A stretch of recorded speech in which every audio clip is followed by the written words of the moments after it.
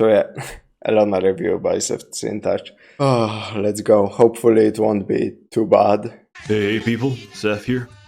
Recently, I've been playing the pinnacle of Japanese culture, a game called Elona, and also realized there are no real reviews of Elona, since the game is largely played by weebs and man-children, myself included. I felt this is a huge shame, because there's really nothing that comes close to the bizarre and wonderful world that is Elona. Elona is a turn-based roguelike RPG with a lot of sandbox elements. It's also completely fucking free, so go find and download the latest copy of Elona Plus. And Okay, what the I just literally noticed the background, Jesus Christ. Seems like an interesting, like, homebrew RPG of some kind. play that shit, because it's fun as fuck. I'll attach a direct link with everything you need in the video description. There's also usually a Looks slightly Jesus fucking Christ, what is happening on my screen? Looks slightly RPG Maker-ish. I wonder if it's some kind of like a game based on that. general discussion thread on Man, all the Seth videos just hit different. JP, and the weebs there know far more about the game than me. In terms of gameplay, Elona operates on a very conventional design style for this genre. You control your character from a third-person perspective, move with buttons on the numpad, and use the entire keyboard to access different interaction menus. If you get a bit scared by that layout, Elona also offers a little graphical context menu that allows you to access virtually every menu by just pressing Z, X, or C. And that's as much as the game gives you. As for the rest, it leaves you to figure that out for yourself. Would you like to be a brawny manlet dwarf fighter? Or a horrific mutant that grows and like to be a brawny... Okay, so we have race, mutant, golem, goblin, lich, snail, elea, uer, fairy, Olderana. Okay, some of those seem made up, but I'm sure like some of them are just elf, but we called it different to be quirky. manlet dwarf fighter? Or a Warrior, thief, wizard, farmer, predator. I hope that's a really bad translation. Archer, war mage, tourist, pianist. That's very specific. Gunner, priest, claymore. Maybe pianist is supposed to be a bard in general, and again could be some fucked up translation. That grows an extra limb every few levels and can eventually swing 8 different axes at once. Nice. Or a snail pianist who has to slowly sliver to a... The pianist, where the farmer are the practical skills, the pianist has all of the vocal ones. Still they can read a book, play something, jewelry. Jesus fucking Christ, what the hell? Okay, he has skills of literacy, nice. Weightlifting, allows you to craft more stuff that doesn't make any sense. Memorization, helps you acquire additional spell stocks. Light armor, skill to effectively act while wearing light armor. Magic device, improve the effectiveness of magic devices. Jeweler, skill to process jewels and manufacture something. Performer, shows how good of a performer you are. Weightlifting allows you carry more stuff, not craft. I'm just bad at reading. His next concert while being crushed to death by his poor choice of profession, or a literal suicide bomber who gives cities the sweet taste of nuclear annihilation. All these examples are possible, and that's why people keep coming back to the game, even continuing development after the original coders left for other projects.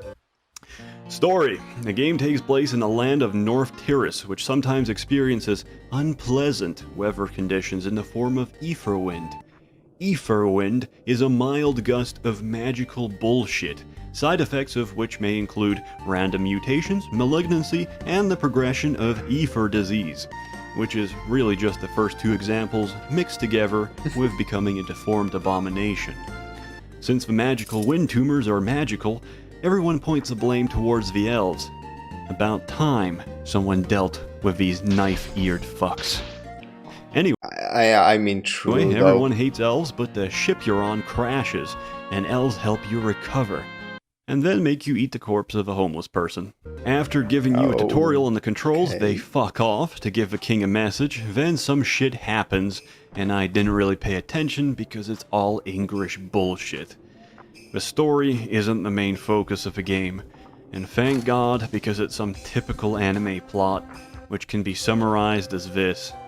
Go very deep into Emperor Hirohito's crypt and keep Emperor Hirohito from rising from the underworld as he plans to reinstate imperialist Japan, and the Liberal Democrat Party of Japan is shitting their pants because after he consolidates power, he'll publicly execute the spineless cuckolds that took US money and sold their own country from under their feet. That's as much as I can review. The game is too weird I'm gonna take your word up on that.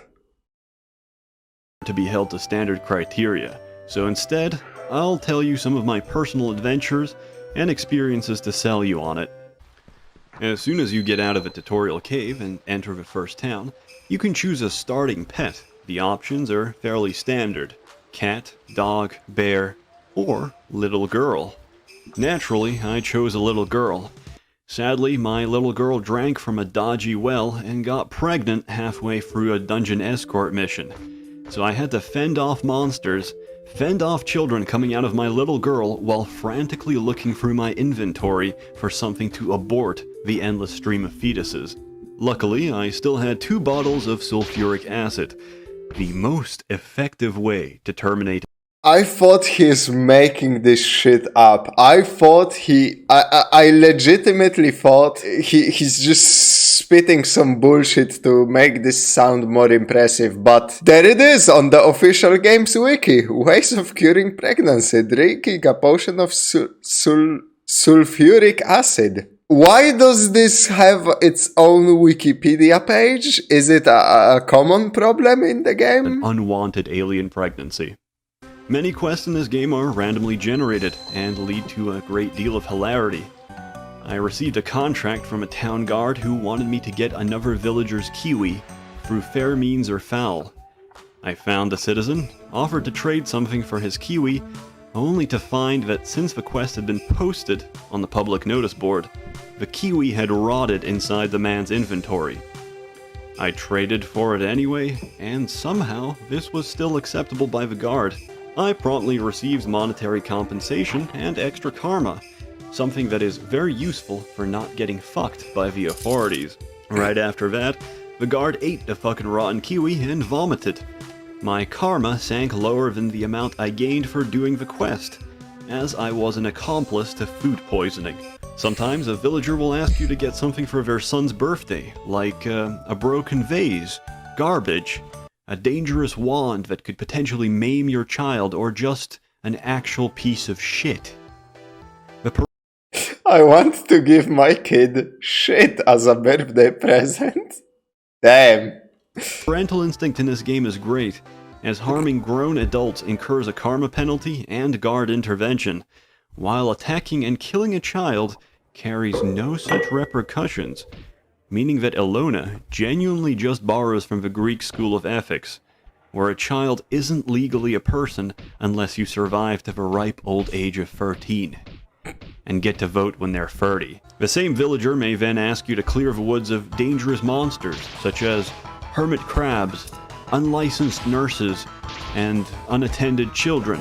Some of the quests can even be completely rigged. I've had missions where you need to escort someone's family member safely to another town, only to discover that the family member in question is a trained kamikaze samurai.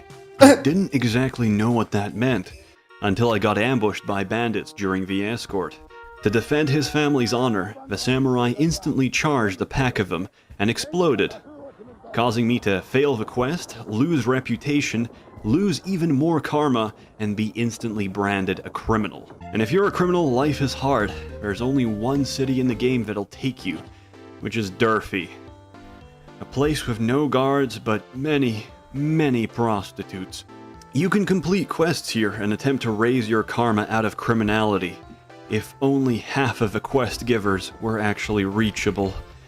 Half of the time, the shopkeepers will start openly fucking whores in front of you, blocking all conversation until they're finished. By the way, there's also a sanity mechanic in this game, which for some reason reduces your sanity after using a hooker. Maybe from the rampant herpes they carry, I don't know. In rare circumstances, this means that a citizen giving out a quest fucks a hooker, goes insane, and attempts to attack the hooker. However, being insane greatly lowers their stats, meaning the hooker nearly always wins the brawl and kills the citizen instead, preventing you from starting or completing a quest until they magically respawn. What the fuck is this bullshit? What Later. the hell is this game? Man, I swear to God, like these obscure little games made by a couple of people are always just the most insane bullshit you can imagine. By which time the contract may have already expired and you get penalized with further karma penalties. After much hardship, I thought there must be a safer way to make money, so I took to performing music for tips. Getting tips, however, requires that you finish your performance, which is really hard when, midway, someone decides they don't like your performance and throw a fucking rock in your face. Half of the time, this is done by guards, because killing terrible musicians isn't a crime in Elona. On the other hand, everything is a crime if it's done by you. I learned later how to pickpocket, but as my skill level was very low, wanted to practice on something easy, like piles of clothing or trees. Yes, you can pickpocket a tree and steal it from the forest. Then, as I'm peacefully uprooting trees in the woods, a fucking ghost flies past and calls for the guards to arrest me. What? I think... Is this fucking game like AI generated? Did human beings have part in creating this? Even in the depths of a wilderness, if a hideous abomination lurking the underbrush sees you pilfering a chestnut, they'll make sure the authorities know about your wicked sins. It did pay off in the end, though. Did you know you can steal from monsters? Furthermore, did you know you can steal the arm off a mecha and prevent him from fighting back, allowing you to potentially kill the level 30 monster and level up several dozen times? It's true. Just don't let him catch you in the act, or the fantasy popo will have a word with you. Raising skills requires you to spend quest rewards, but raising attributes is a bit more complex. It's a slower process, since the gains are exponentially better. One of the hardest to raise is charisma, as it directly allows you to have more followers, servants, and adventurers in your party. That is, unless you eat engagement rings. You heard me right? Engagement rings. Any item that has an inherent attribute bonus on it, like engagement rings which give 5 extra charisma, will in theory give you those attributes if you somehow eat them. So, you stack a lot of scrolls of inferior material and degrade that metal ring repeatedly until it turns to paper, then into cloth, then into fucking meat, and guzzle on that shit. After swallowing enough meat rings, you'll be utterly irresistible. Even as I was writing this... Hold on. Your Xylon engagement ring transforms into a paper engagement ring. Your mica engagement ring transforms into a raw engagement ring. Irresistible. Even as I was writing this... I don't understand the progression. What the fuck? Halloween came around in Elona. So trick-or-treaters came to my house dressed as skeletons and asked me if I want a trick-or-treat. I asked for a treat, so they called the cops. Some days later, more skeletons came around and asked me the same question. I picked trick. So they Molotoved my fucking house and burnt down my bed. Fuck those kids. The karma loss is a small price to pay for their screams. And that's only some of the crazy shit that's happened to me. Elona is a game that keeps on giving. Much like chlamydia, it also satisfies your JRPG grinding itch.